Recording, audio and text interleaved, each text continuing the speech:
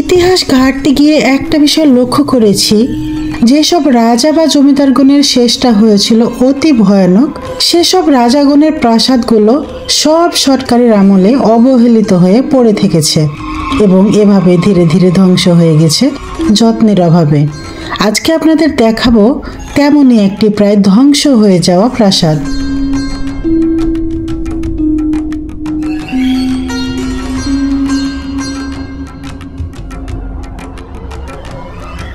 কংসহট্ট জমিদার বাড়ি বাংলাদেশের চাঁপাইনবাবগঞ্জ জেলার শিবগঞ্জ উপজেলার একটি ঐতিহাসিক নিদর্শন।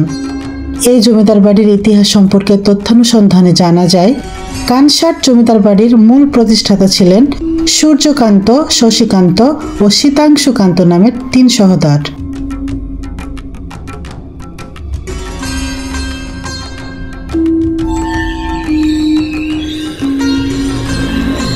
কান্ত বংশের আদি পুরুষগণ বগুড়া জেলার করই ঝাকইর গ্রামে বসবাস করতেন। তাদের উপর দস্যু সর্দার পণ্ডিত অত্যাচার শুরু করে দেয়। সে দস্যু সর্দারের দলবল এত বেশি শক্তিশালী ছিল যে কান্ত জমিদার বংশ তাদের সাথে পেরে ওঠেনি। ফলশ্রুতিতে প্রথমে ময়মনসিংহের মুক্তাগাছায় গিয়ে বসতি স্থাপন করেন তারা, কিন্তু সেখানে জমিদারিতে খুব একটা সুবিধা করতে না পারায় আবার তারা চলে আসেন চাঁপাইনবাবগঞ্জের কানসাটে। এখানে বসতি স্থাপন করে জমিদারি প্রথা চালু করেন।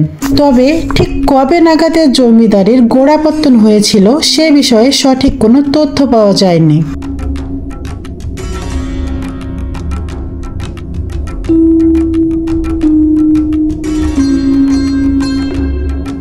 কংসহট্ট বা কানসাট জমিদারগণ জমিদারি ছাড়াও হাতির কেনাবেচা করতেন, ফলে অর্থ সম্পদে ফুলে ফেঁপে উঠেছিলেন।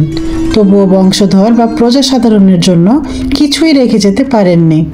মূলত তারা ছিলেন কট্টর হিন্দুত্ববাদী এবং চরম মুসলিম বিদ্বেষী। এই জমিদার পরিবারের মুসলিম বিদ্বেষের অনেক দৃষ্টান্ত এই অঞ্চলে বিদ্যমান।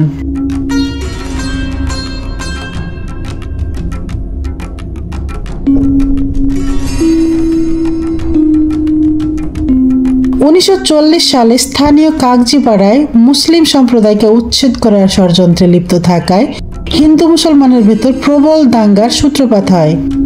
1940 সালের 1 ফেব্রুয়ারি স্থানীয় শ্যামপুর চৌধুরী পরিবারের নেতৃত্বে 12টি ইউনিয়নের মুসলমান সম্প্রদায় একত্রিত হয়ে তীব্র প্রতিবাদ জানায় ও একটি মামলা দায়ের করে। এ মামলায় হেরে যাওয়ার আশঙ্কায় তৎকালীন জমিদার শীতাংশুকান্ত স্থানীয় মুসলিম সম্প্রদায়কে ডেকে তাদের কাছে ক্ষমা চান এবং নিশ্চিত বিপদ থেকে রক্ষা পান।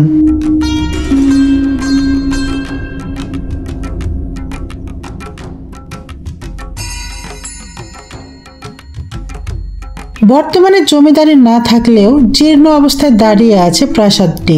রক্ষণাবেক্ষণের অভাবে বিভিন্ন লতাপাতা গজিয়ে উঠেছে বাড়ির চারপাশে। অযত্ন আর অবহেলায় ধ্বংসস্তূপে পরিণত হয়েছে।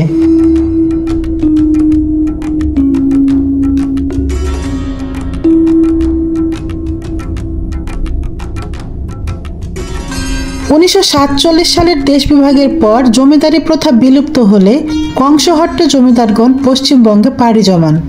শোনা যায় তাদের বংশধরগণ বর্তমানে কলকাতায় বড় নামকরা কাপড়ের ব্যবসা চালাচ্ছেন।